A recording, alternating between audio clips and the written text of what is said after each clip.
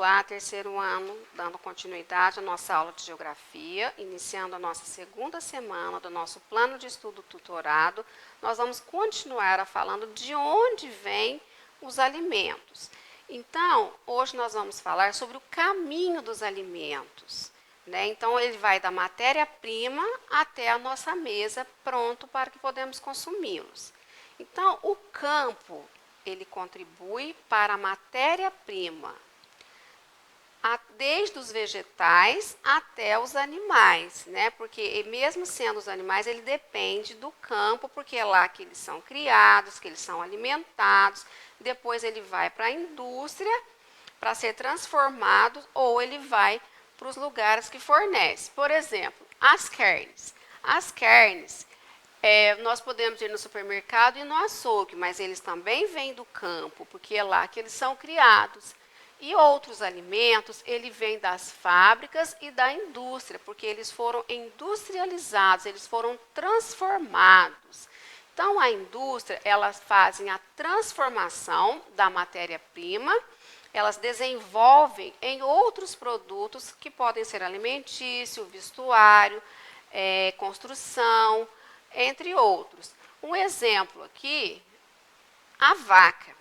A vaca está lá no campo, né, ela está consumindo vegetal para a sua sobrevivência e depois vai ser extraído da vaca o leite e a partir do leite, que é a matéria-prima, que ele pode ser transformado em queijo, em iogurte, em manteiga. E aqui também nós temos outro exemplo, a farinha, né, o trigo no caso.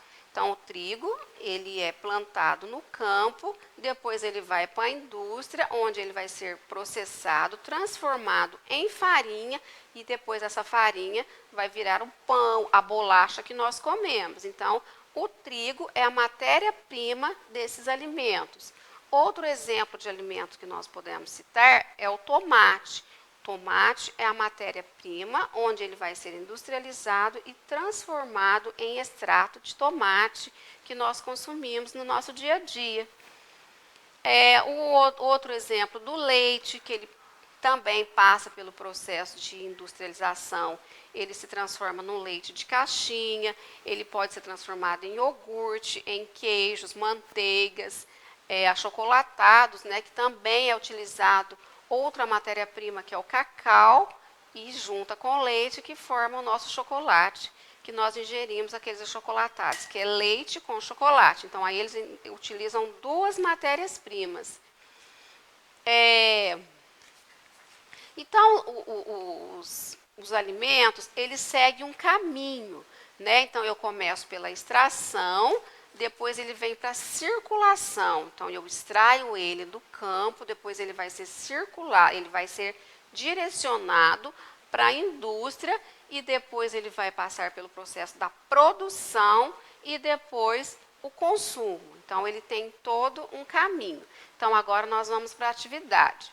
Na atividade 1, você vai identificar dois produtos que você e sua família utiliza, cuja matéria-prima vem diretamente do campo para a sua casa, né? Então, tem alguns alimentos que eles não são processados, não são industrializados. Eles podem vir diretamente do campo para a sua casa, que é o caso das verduras, dos legumes e das frutas, né? Existem algumas frutas que são industrializadas, por exemplo, o maracujá, que é transformado em polpa, né? Algumas frutas são transformadas em polpas, outras até mesmo em doces, enlatados, mas tem alguns que saem diretamente do campo e vêm diretamente para a nossa mesa para ser consumido. Na atividade 2, você vai ligar a coluna à outra, né, construindo os caminhos que o leite faz para chegar à nossa casa. Então, você vai ver aí onde ele é extraído, depois da produção, a circulação até o consumo. É o que nós falamos ali. Então, é o trajeto desse alimento, né? Qual é o caminho que ele faz. Então, primeiro ele é extraído, depois ele vai ser conduzido para a fábrica, depois ele vai ser processado, né, com a produção, até chegar no consumo, certo? Então, nossos alimentos, ele tem todo um trajeto para poder chegar na nossa mesa. Por isso é tão importante o campo na nossa vida, para a nossa sobrevivência. Então é isso, te encontro na próxima semana. Até lá!